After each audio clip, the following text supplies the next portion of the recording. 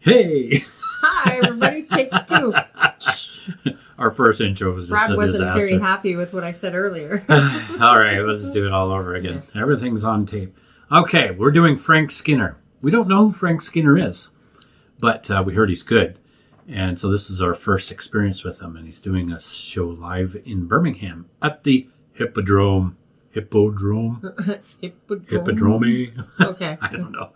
Anyhow, this is a full hour show, so we're looking forward to it. Read some of the comments. People rave about him. They say Nice. It's quite hilarious. So we're looking forward to it. I like not knowing anything about the comedian and just going ahead and doing it. Okay. So let's do it. Let's do it. Let's do it. Team Jenkins. We can do it.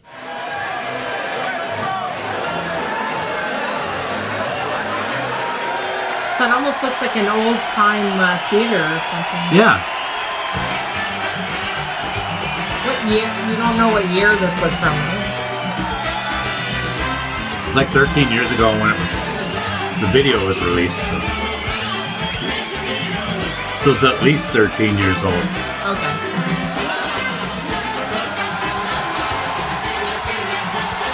Good music. Oh, he's just a little dude. Oh my god. All right. Fucking hell. Fucking yeah. Ooh, oh yeah, ooh, oh yeah. Calm down now, calm down. Everything's going to be all right. Look at this wonderful array of football shirts we got here tonight. All sorts of people. Even a Wolves shirt, look. Have you come from Wolverhampton tonight? Yes. You have? I like Wolverhampton. I like to have a walk around there. No, I do like walking around. It's not often I feel fashionable.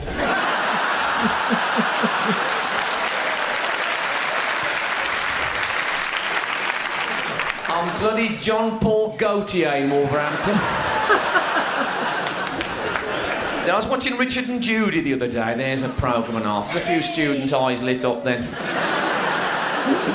They had a phone-in about men who led double lives, men who've got a heterosexual relationship and a gay relationship, right? Obviously, it's a very sensitive subject. And whenever there's a sensitive subject on Richard and Judy, you're always thinking, come on then, Richard. Say the worst fucking thing anyone could ever say. So this bloke, you'd have seen this a couple of weeks ago, some of you. This bloke phoned in, he was clearly upset. I think he was from Manchester, and he said, I've been living with this guy, like, you know, and it turns out like he's got a wife and two kids, and I can't go on without him. I love him. I can't. And it was terrible, heart-wrenching stuff. And honestly, Richard Madeley, right, he said, yeah, I can understand you being upset. What you don't like is him going behind your back.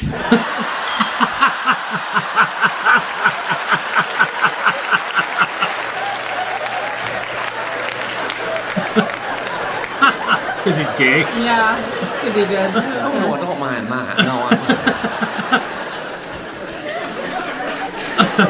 I find you have to be very careful what you're saying on stage nowadays, you know, that you don't upset people. I was in Cambridge a couple of months ago on tour. Weird. Small world, isn't it? Anyway, I was talking about, you know, you get these people who you see walking around who are very, very stooped. You know, people who walk like this. It's a terrible thing, and you see them walking about wherever you go, and you think that's probably born like that, you know, so it's all right to laugh.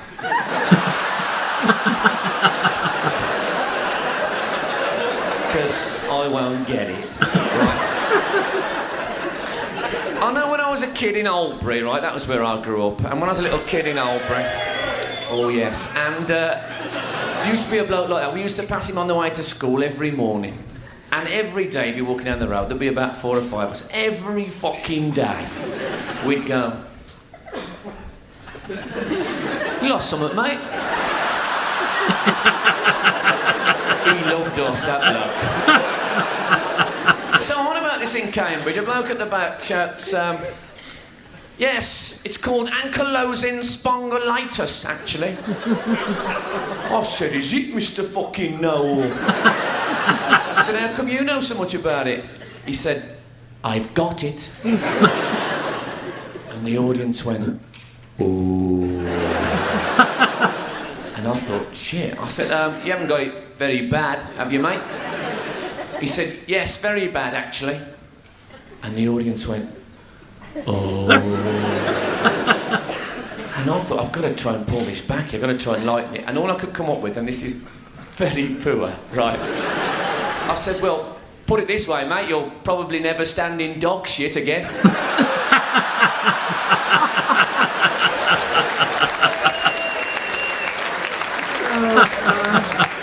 I need that, I guess. Didn't work. A weird thing happened to me. I was doing a gig in London, right, at this place, Covent Garden, and I got heckled by a Japanese bloke. Now, I've never been heckled by a Japanese bloke before. It's a very strange thing because I was talking and he went, and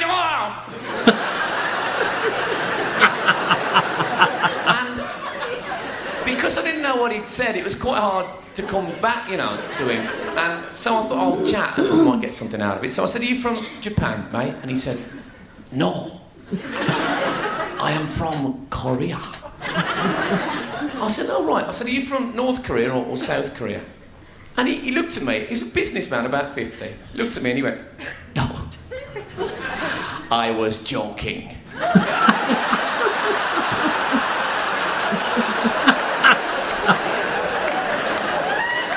I thought, well, I walked right into that one, didn't I? I can't believe I fell for the old pretend you're from Korea joke. Fucking, I've lost it, let's face it. I'm going to do a joke tonight. It was the first joke I ever wrote. I was 12 years old when I wrote this joke. And when I was a kid in Albury, I'll tell you, it lasted me, just that one joke, for 10, 15 years, right? Every time I turned up, they'd say, here he comes with his fucking joke.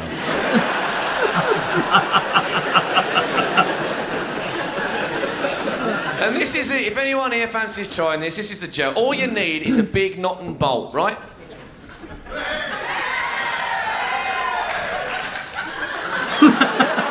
Okay. Bloke up there got one in his neck, probably. When I was a kid in Albury, right, I kept this in my pocket all the time, right? And what I used to do, I'd go to every fairground in a 10-mile radius. I think I know where this is going. And I'd get on the big wheel, say, or the big dipper.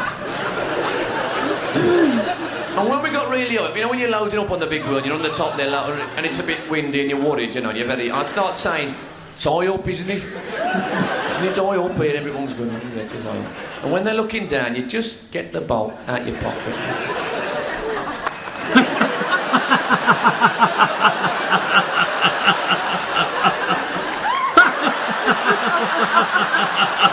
They shit themselves, honestly.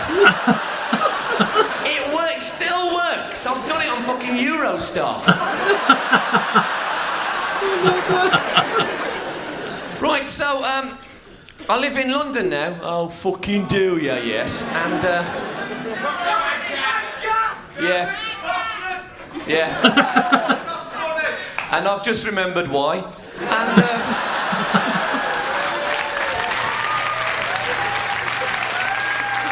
hey, I should tell you this, actually. I did a gig in Bournemouth, and I was talking about where people live and stuff. Yeah. You want to go back there, pal? Hey? Fucking... Yeah, back to Bournemouth. That's where you want to fucking go, mate. Hey, I fucking told him. Hey? Back to fucking Bournemouth. What are you fucking talking about, you twat? That's good. I like it. So there's this bloke in the second row, and I said, so you live in Bournemouth, mate? And he looked up at me like this. He's what they call a mouth breather, you know. A bloke who heard about breathing through the nose, but thought, why fucking risk it? Oh my God. So I thought, I can't just move on, I've got to talk to him, you know. So I said, you from Bournemouth, mate? And he went, yeah. And I said, so, what's it like here? And he didn't smile or anything, he just looked up and he went, shit. And I actually felt a bit bad about it, because he didn't look very happy, you know. And I said, well, perhaps you should think about moving somewhere else. And I swear he looked up like really confused. And this is what he said. He looked at me and he said, but my house is here.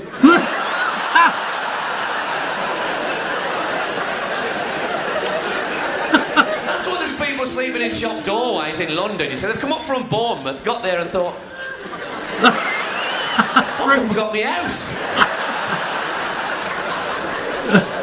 So anyway, this was just before the tour started. It was a lovely summer's day, and I'd gone out, right? And it was like lunchtime. All these people had gone out to get a sandwich. There was an office workout I saw. I was in Leicester Square, which, if you don't know it, it's on Monopoly. It's always very crowded in Leicester Square. And this office worker, he got the suit and tie, be a bloke in his early 30s, and what he did, he tripped, right? Not hilarious in itself, but this was what he did. He's walking along and he tripped. He did obviously in a lot of people. He went.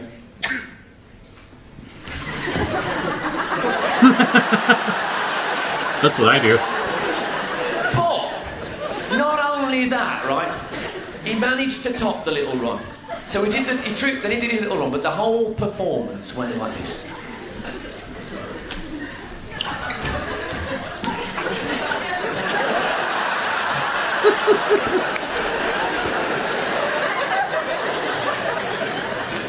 And I thought, now, either that bloke keeps a fucking accurate diary, or maybe he didn't trip at all. Maybe he was walking along there through Leicester Square and thinking to himself, oh, I'm running a bit late today, actually.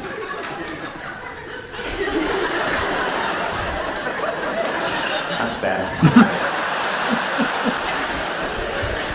That's put me back on schedule. You youngsters down here, how old are you, mate? 20? Fuck off.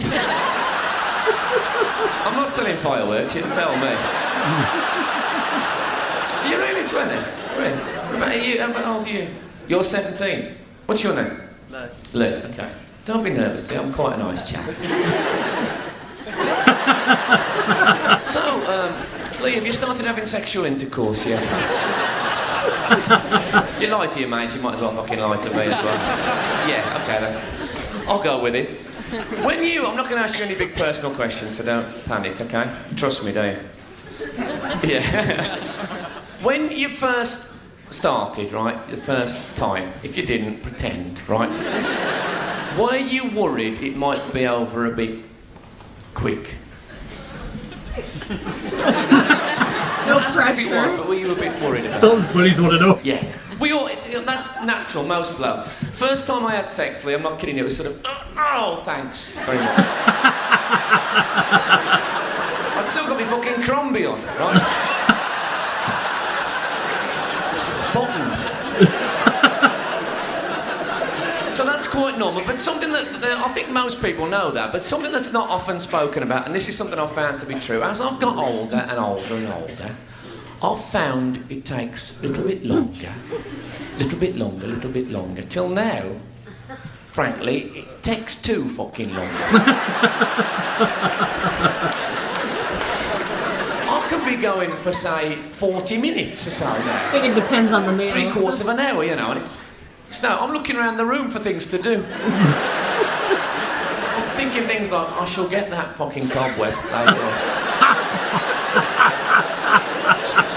And I'll tell you, as I've gone older, sex from behind has been an absolute godsend to me. Because the great thing about sex from behind is that you don't have to look interested.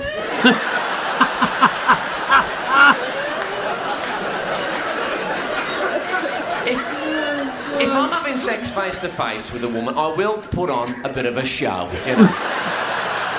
For morale more than anything else. I'll be there going.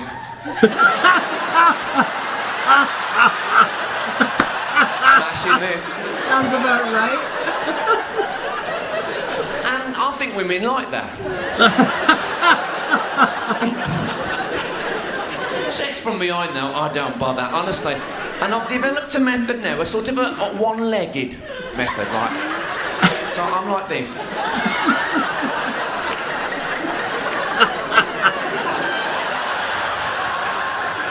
And it's not what I'd call a sexual technique. What it is I am a slave to pins and needles. And I've found that if I don't change my pivot regularly, I lose a lot of the sense in my legs, right?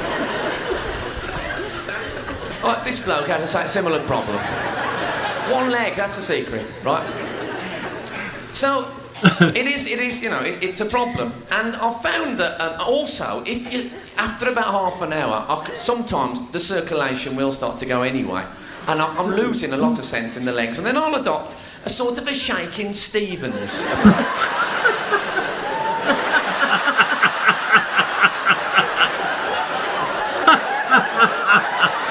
And that seems to get everything flowing again, right?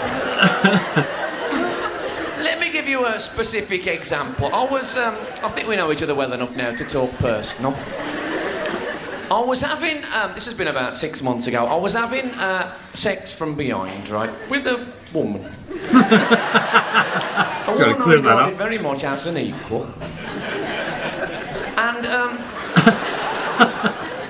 we'd been going, I would say, about 40 minutes, right? I didn't consult my wristwatch, but I have got a microwave with a digital clock.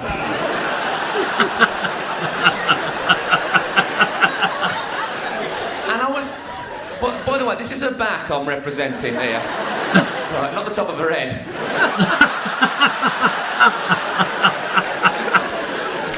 Yeah, I said we'll have sex from behind now, shall we? You little rascal, you. Right? You know. There's a woman looking at me here as if to say, that better be a fucking dwarf joke. Anyway, we was having sex from behind, right? I can't remember which leg I was on, but trust me, it was one or the other. One or the other. But I should probably clear up at this point in the story, but when I say sex from behind, right, I mean straight sex from behind. Right? I don't mean... No.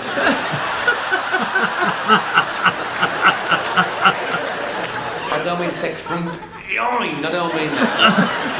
I wasn't taking a stroll down Cadbury Avenue. Cadbury Avenue? Straight sex from behind, right? Let's say main auditorium.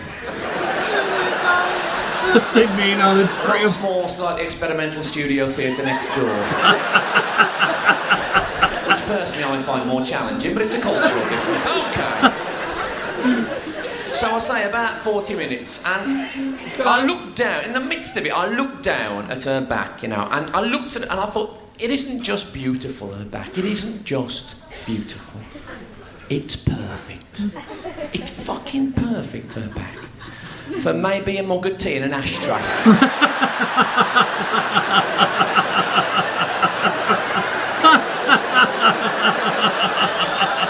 Coaster down there, obviously I wouldn't want to burn anybody. Now at least, no disrespect in that, of course. I mean, some men, some men during sex are quite aggressive and arrogant. Sex from behind seems to bring out the worst in a lot of men. Now, there are women in here tonight now, I can see you looking at me. And you're with your boyfriends and your husbands, and you're looking at me when I say that as if to think, not our Jace though. No, he's not arrogant, he's loving and warm and romantic. Oh, he's rough when he's with the lads, but when he's with me, I see another side. Okay, well, let me put it this way. Every bloke in this room tonight who's had sex from behind, right? Trust me on this, Lee. Every bloke in here who's had sex from behind, right? Occasionally, he does the sex from behind face. You know the one I mean?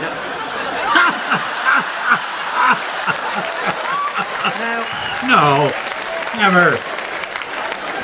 Oh no, not you. Never. That's not about love and affection, is it that? And again, I see that woman thinking, oh, not Jace, though. He don't do it. Well, you say that. The telltale sign is when you feel the flat of the palm on your back. That's when he's doing the face. Hey, tell me so they're fucking decorated, would you?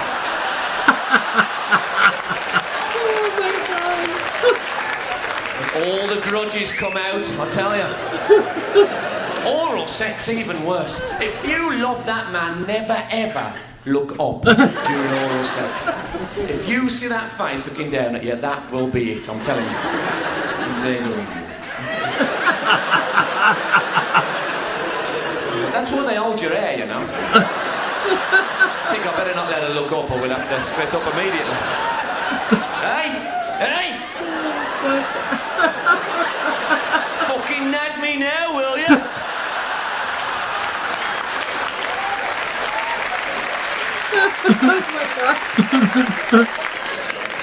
Dearie me. Not me. No, I am quite a gentle lover. I'll admit I have looked down during oral sex on occasion, right? But only to sort of go, oh, how could you? Which is tactically a mistake. If you say it out loud, I think... I heaved once, that was a mistake. It just caught me unawares. I just looked down and went...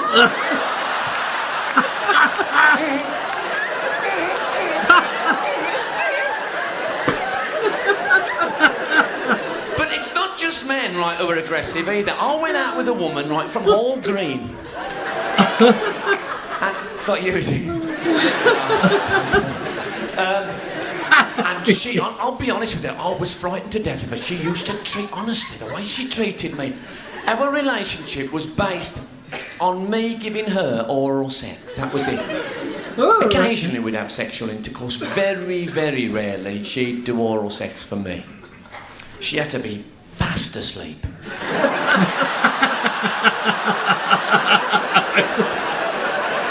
What the heck is she thinking? Do you know it's a cure for snoring? I found that out accidentally. But I used to get round her house on a night. I tell you, I hadn't had a chance to sit down, not offered a cup of tea, nothing. I'd walk through that door, she could fucking lick this now.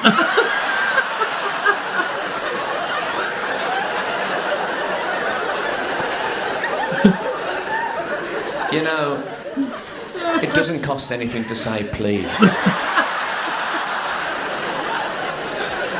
And deeper, that was her thing. Deeper, come on, deeper. She got deeper. Well, I've tried, but I don't know if you've ever tried getting a little bit deep. Sometimes it's like you overreach, right? And you feel like you've pulled a muscle in your tongue. Do you know that feeling? She'd be going, come on, deeper. And I went,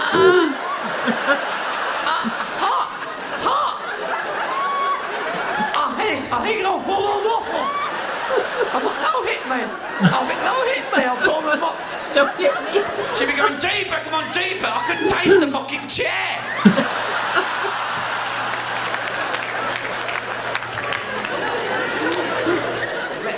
Let's clean things up a little bit. I went to Australia, right? Now, this was... You know, Terry Venables was the manager of England, and then he became the manager of Australia. Just after that, I went to Australia. And I went to a football match out there in Melbourne. And I was standing watching the game. It's a true story. And a bloke came over to me, big Australian bloke, and he said, excuse me, mate, are you from England? Because it was Alf from Home and Away.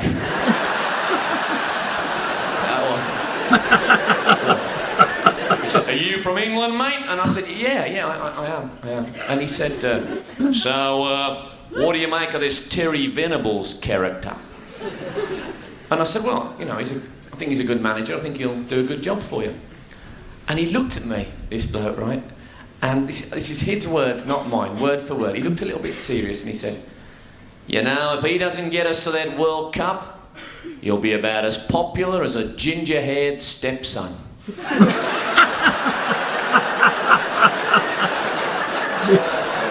I was ginger. Fucking love that. I was a stepson too. Terry Venables. Childhood so trauma. you got the old England Euro 96 shirt, the one we lost in. So, did you, what's your name? Julie. Did you watch Euro 96, Julie? I did. Do you remember the Spain game in Euro 96? What? That was the one when it went to penalties and Stuart Pearce got that penalty. Remember he'd missed one years before, I don't know if you knew that, but he'd missed one. And he took the penalty. Do you remember Stuart Pearce? He ran up to the crowd. You must remember this. And Stuart Pearce was going, fucking God! Fucking God! Fucking God! Fucking God! Right, well, I was in that section of crowd, right? We shit ourselves. He's going, fucking God! I was like, where are we going? We want to watch... Can we not watch these other penalties? Fucking God! He's putting our coats on. We were terrified. Oh, God. Oh, that reminds me, actually. Who was it, right? Who discovered the fact that if you tilt your head slightly and look very determined, the radio gets louder. You know when people say, hold on, I just want to hear this on the radio.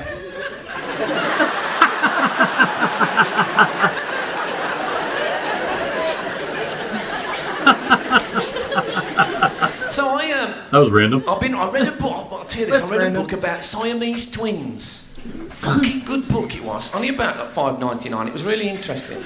The first ever Siamese twin. You know the ones joined together. You're with me, aren't you? Oh, The first one ever, apparently, on record, was two blokes actually from Siam. Right? They were Siamese, and that's why we call them Siamese twins, right? Well, they say they were from Siam. There could have been two Japanese blokes fucking about. Excuse me.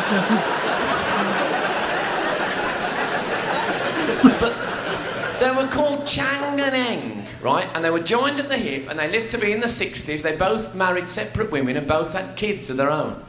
That's weird, right? And I thought if I'd have been the older one, Chang, who got married first, what I'd have been doing, I'd have got the fiancé round one night to discuss the wedding. You know, I'd have been sitting there with Eng like this, you know.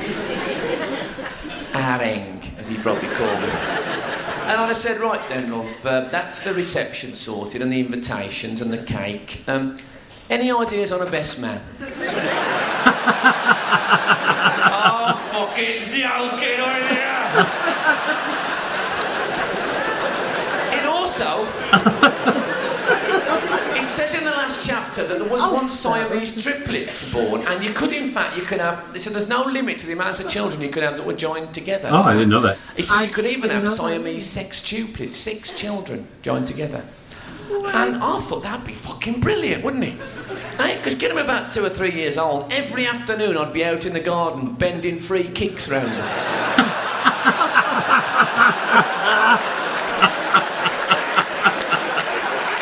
Come on, in the house now. Come on, in it. Sideways, sideways. You're killing them 2 fuckers on the end. Oh, my Oh, it's so dark. It's terrible. I'll read Superman comics as well. Did I spit on you then? I'm sorry. I'll read Superman comics, and I love that, you know. And I don't know if you're aware of this, but recently, big mistake in my opinion, they've changed Superman's uniform. You know, he always had the blue with the red cloak and stuff. Now he's in a sort of a white and blue sort of streak thing that comes up with like a headband and a lightning thing, and it's rubbish now, right? And I don't think people are going to recognise him anymore. He'll turn up at the scene of a crime, Superman, and there'll be coppers there going... Yes, mate? I'm, Superman.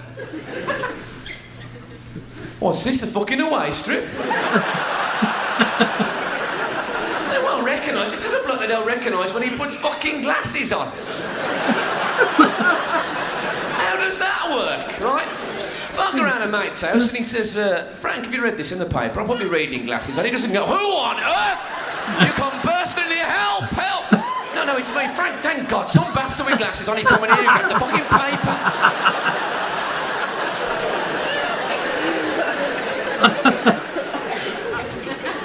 bloke looking at me down here to say, Superman putting glasses on. Fucking on about there. There is a, I don't know if you're aware, there's a thing called observational comedy, right? Bit of an explanation. This is how it's supposed to work. Something happens to me, right, in my life, and I think, God, that's funny, right? And then I come on here and I tell you lot about it, and you think, that happens to us as well. And that's how it works. It's called the laughter of recognition, right? Now, on occasion, I have completely fucked this up. Because just because you do something, you think everyone else does it, and that's not necessarily true. For example, when I grew up in Albury, like a little kid, really little kid, me and my mates, whatever happened to us, we'd do a little soundtrack for him. So if my mum said, your dinner's on the table, I'd say, me dinner! Dun, dun, dun, dun, dun, dun, dun, dun. If the dog come in, I'd say, Mum, the dog's coming in.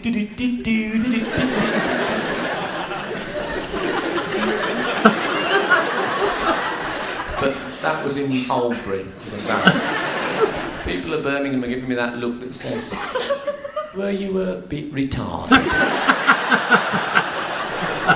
And that's the danger, you see. I had this other idea. I did this gig in London, and it's quite a posh club, and I thought I'll try a bit of new material tonight. I thought, now this is something, everybody does this. I'll do this, and they'll go, oh yeah, we do that, it'll be great.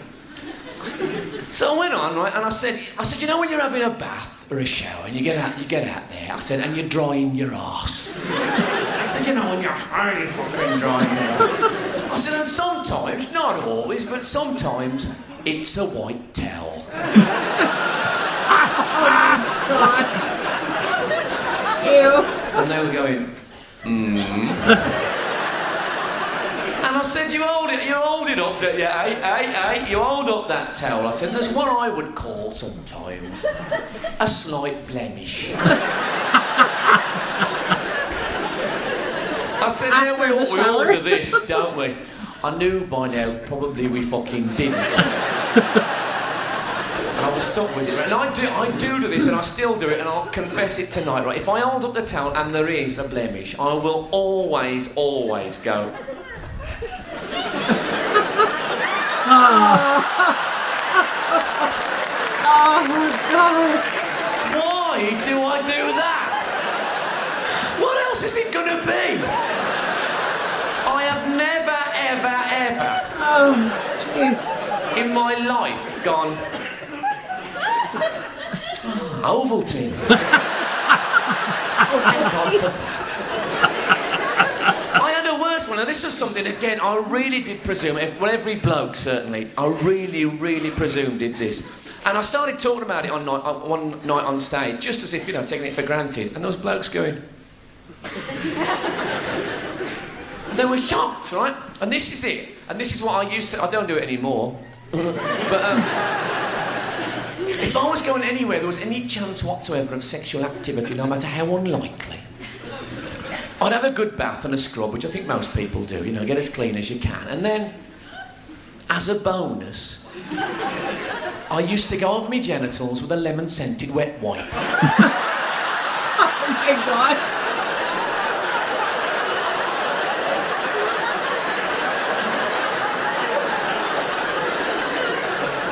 This is really true as well, honestly.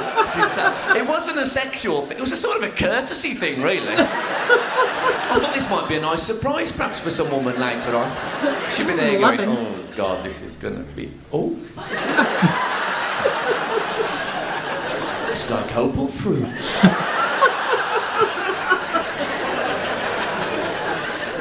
And the other thing about it's actually quite refreshing. You, the blues fan there, you should just try it once. Honestly, it really gives you a bit of a zing. Whereas, I don't know about you, I find toilet duck a bit too abrasive. Do you know what I mean? You know, it's like the advert says, you know, it does get under that ridge, but there is a scratchiness which I don't like. Whereas, I made that up actually, mate. Don't ever try toilet duck. The lemon-scented wet wipe, try it once for me. They come in individual sachets from Kentucky Fried Chicken. Have a two-piece dinner, fill your pockets. Honestly, it's worth it. And the other brilliant thing, again, it dries to a sheen. I can see your fucking face in my helmet, I'm not kidding. In my armor. The other Helmet. The other problem with this observational comedy thing, this is a bit of a trickier thing, right, is that you're supposed to talk about, you know, what you do in your everyday life. Now, if you've got a job that means you're on television and stuff, it's hard to talk about that without sounding like a total wanker.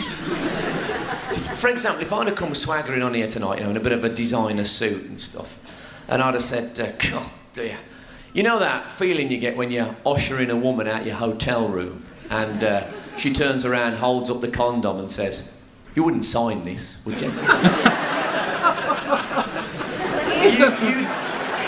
You'd hate me then, wouldn't you? You'd really, and quite rightly. Obviously I made that up, you know. I didn't sign it anyway.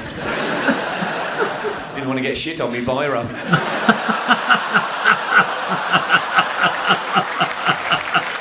Oh my God.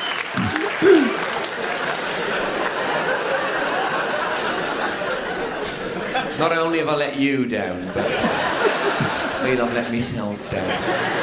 Let's go back to Superman. Oh, there's something about Superman I didn't tell you, right? If anyone who ever read a Superman comic, right, in the sort of 70s, will remember one advert which was in every one, and it was an advert for X-ray specs. Yeah. It was a bloke with a big, thick pair of glasses on, looking at his hand like that and going... and he could see all the bones, all the skeleton in his hand because he'd got these X-ray specs on. And when I was a kid, I used to look at this advert and think, you know, if I'd got X-ray specs, I wouldn't be looking at me fucking hand. If I'd got X-ray specs, after about 3 or 4 weeks, everybody would be able to see the bones in my hand.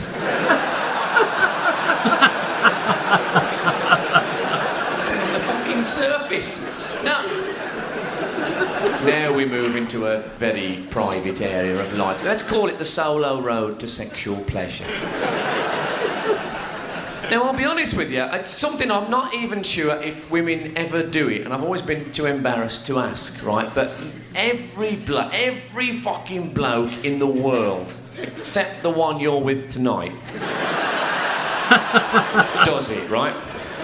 I personally, I'm not going to do a questionnaire on this. I started when I was about 13, right? And for a bloke, when you first start, I'm not kidding you, it's like Christmas Day every morning. I used to set the alarm for about 4. I thought, you know, I'll get 9 in before I go to school. Oh my God. And then it happened. I was at school one day, I was 14 years old, I was talking to this kid. Now, it was one of these kids, there's one in every school. He knew more about sex than everyone else, and he used to come and give you little tidbits about things he'd earned, things he'd found out. And we were talking about the solo road to sexual pleasure. And he said, of course, he said, when you get old, you know, he said, a woman will do that for you. I said, I don't think so. He said, I'm telling you. He said, my brother said his girlfriend, you know, does it, he just lies back. And I thought, fucking hell. That'll be fantastic. I'll be able to hold the whole magazine open.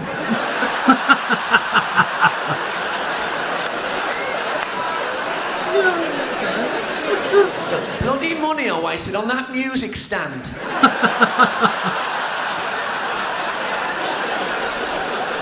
So it became an obsession of mine, right?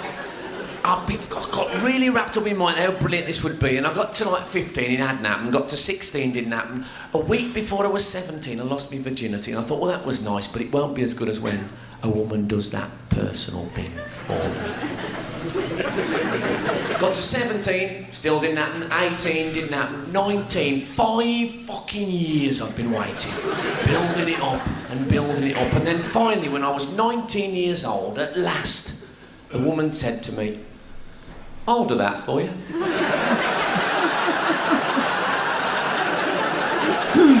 I hadn't heard her come in.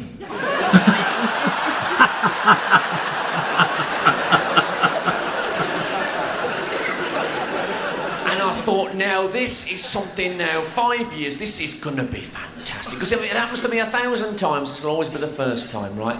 It's going to be sexual heaven. I'm going to lie back and I'm going to enjoy this. Fantastic. And I lay back and she started, you're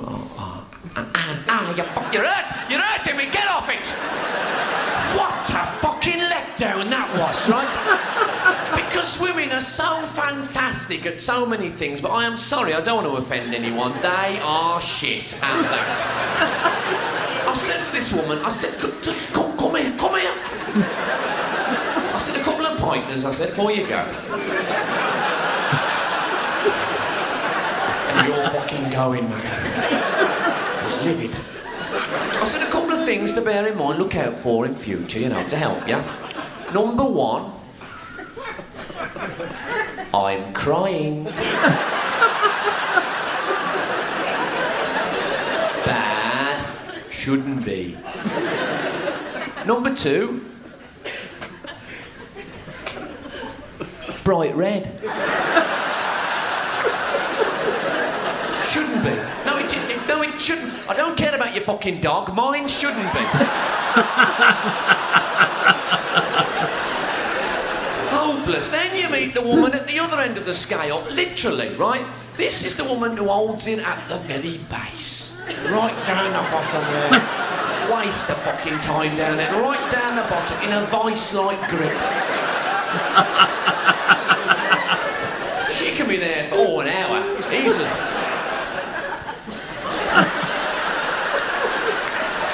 Oh my God. And what I really hate, what I hate more than anything, is after about 25 minutes, the fucking support arm comes out.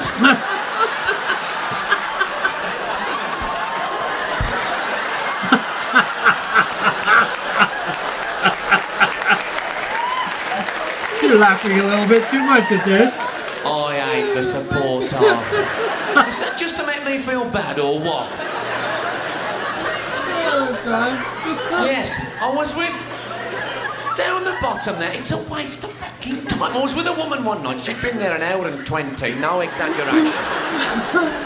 She said to me, she said, does that feel nice? I said, I thought you'd gone. It's all numb. Oh, she made me jump. Can I just offer a bit of advice tonight? Now, take it or leave it. Down the bottom there, Gotta work the tip. As far as sensitivity is concerned, the helmet is the centre of the universe. The rest is just something to fucking stand it on. It's like a plinth for the helmet, you know, like a golf tee. And also, you don't need a fucking hoist like that. As the old song says, It's me. one Is that what you finger, said? one Women are thumb. laughing in there. Gentle.